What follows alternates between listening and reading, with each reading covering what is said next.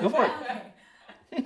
Hi, I am Shay, and I'm here today with Beth, our jam maker. She is with the Ranch Pantry, and she is going to show me how to make raspberry jam. Sounds Because good I don't to have me. a clue. Okay. All right. Well, to get started, I picked this pot for you, Okay. and I have one similar. And the reason that I like this pot is because it does have a wide base as well as the sides. So that helps with the disbursement of the pectin and the fruit, and lets everything come together nicely for the jam. So I have my scale here, and the good starting point for the amount of fruit that you're going to work with is 6 cups. Okay. So even though I am using a scale and I convert it into 2.5 pounds of raspberries, you can easily do this by using a Okay. measuring cup. Okay. As if you didn't have a scale, let's say. Correct. Okay. Yeah, you don't need to go Not buy. everybody has a scale Correct. in their house. And you don't need to go buy one to make it. You just know that 6 cups is about the right amount that you want to work with.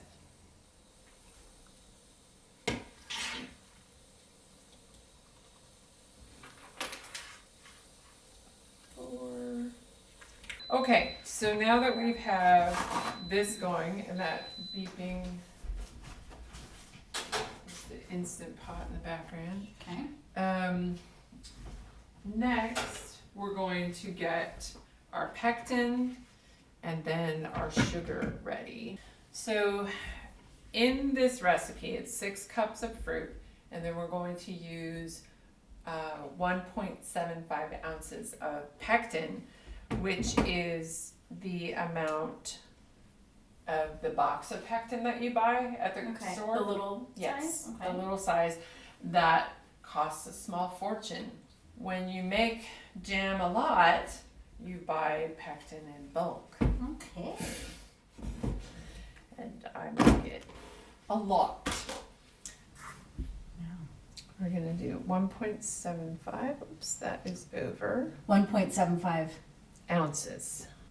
Because jam making is actually a science, you want to, whatever recipe you're following, you want to stick to that recipe Right. and not ad lib as you go along, Okay. because then you could be unhappy with the end result Right. and have something that you didn't want to make or didn't set up, or so that could be problematic. Yeah. So then after the pectin, we're going to add to this the ginger. And for this recipe, we use 3/4 of a teaspoon. All right, so there's that. And then, so that is ginger going in. And then we also have cinnamon going in. And these are equal measurements, so it's 3/4 of a teaspoon for both. There are different methods, different recipes again in jam making. This is just one. Some of them you can mix the sugar and the fruit and have that sitting, and that's gonna break down the fruit differently. Whatever you're comfortable with Okay. is fine. All right, so there's our ginger and our cinnamon in there. And now we're gonna come over here and turn on the heat Okay. for each of our burners. So now what we're going to do is take our pectin, ginger, and cinnamon and add it to the raspberries. Okay. And then you're going to stir that into the mixture because we want the pectin to get dispersed everywhere.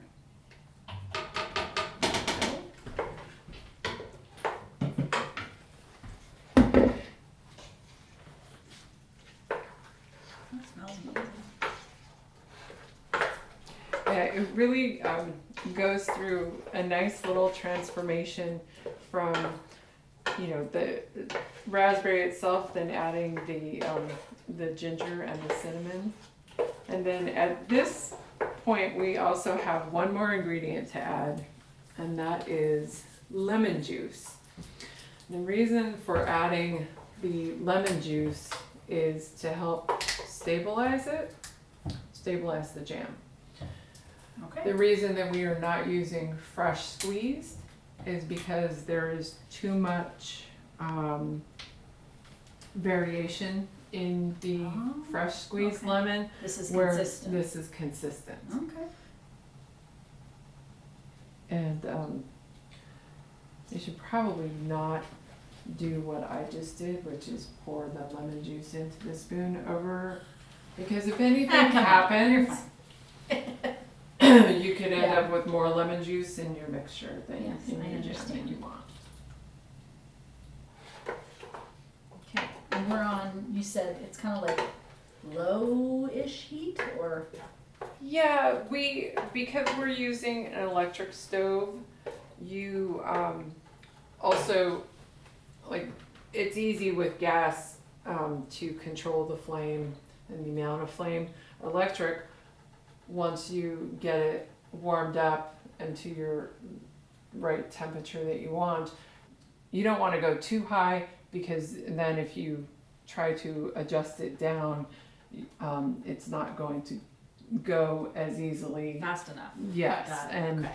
or it would go fast enough and you wouldn't have, your jam wouldn't get to boil. So now what we're doing though is continuing to stir, keep an eye on it, and once it starts to boil, then we're going to add the sugar. And from start to finish for a batch of jam, it could be anywhere from 15 to like 40 minutes. It just depends on how it's going. But we are going to use a thermometer because the temperature we want to bring it to is 220. Okay. Yes. Another reason why I'm not ever making jam again. No, I'm just kidding.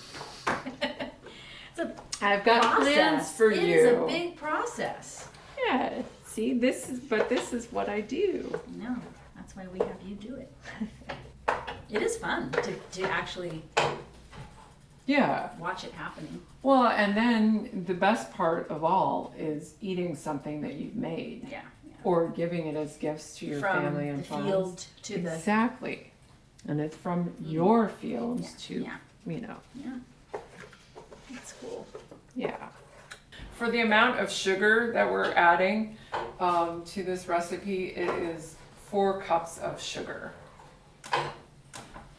Per batch. per batch. And that's going to translate into 2.3 pounds of sugar. Okay. Which sounds like a lot. It kind of is. It's jam. Come on. Let's check our pot. Oh, I'm boiling. I'm boiling a little. Okay, great. Not a lot, but a little. Adding the sugar slowly. Yes.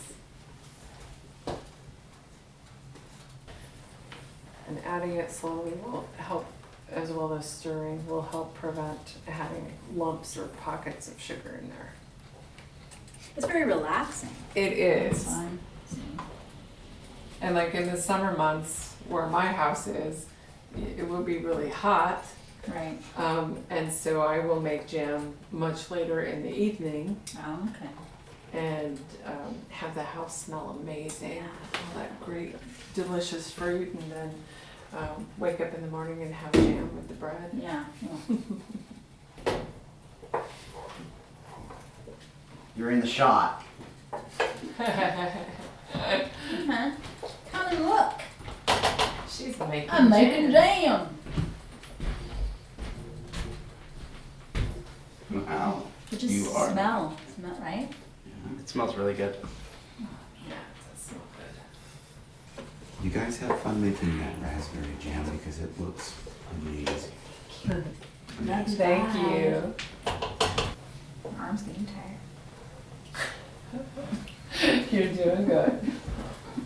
I think both pots are coming along nicely, even though at different times.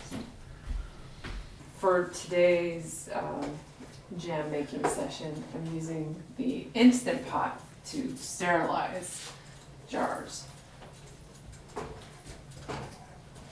So if you have an Instant Pot at home, and it has a sterilizing function button, it is incredibly handy for jam making. And the other thing with some fruits, like raspberry, you will have a foam on top. You can just skim off the foam, which is what we will do if there's a lot of foam in the right before we go into the jars. Or you can put butter in to the jam mixture. It's just the color. It's probably one of my favorite colors, actually. Okay, yours is moving toward a rolling boil.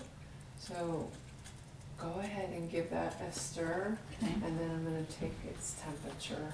Okay.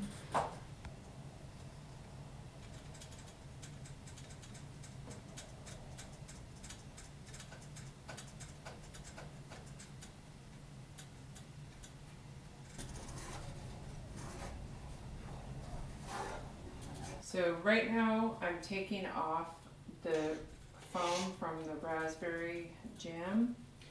Okay, let's give that another stir. And then I took a little sample of the jam and put it on the cold plate from the freezer, and it's going to be slow moving, so that's what I want That's what you want to see? show that it's going to, you don't want it to be runny. Right.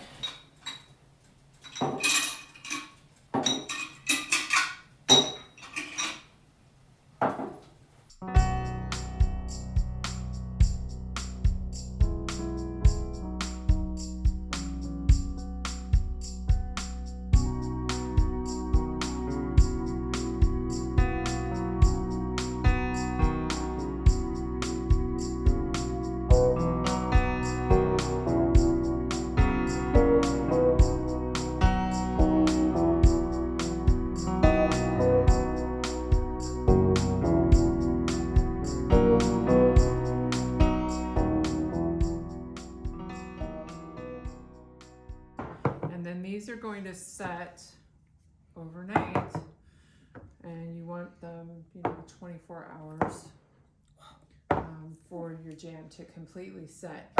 So that's the hard part too, another watch and wait game, because you don't want to move your jars. You want them to set. Leave them alone. Another way you can check to make sure that the seal with the lid is set is when you put your finger or your thumb on top, you can't move the lid. Okay. So that's jam making 101. What do you think? Well, it was fun. Think? It's a big project. Thank you for being our jam maker. Oh, thank you for giving me the opportunity. Because I don't think I'd want to be the jam maker. But it was very fun. I'm glad I had the experience. It smelled amazing. Very And good. I'm glad that it's your job. Thank you. I am glad that it's my job too. And I know that it'll make a lot of people happy to enjoy jam.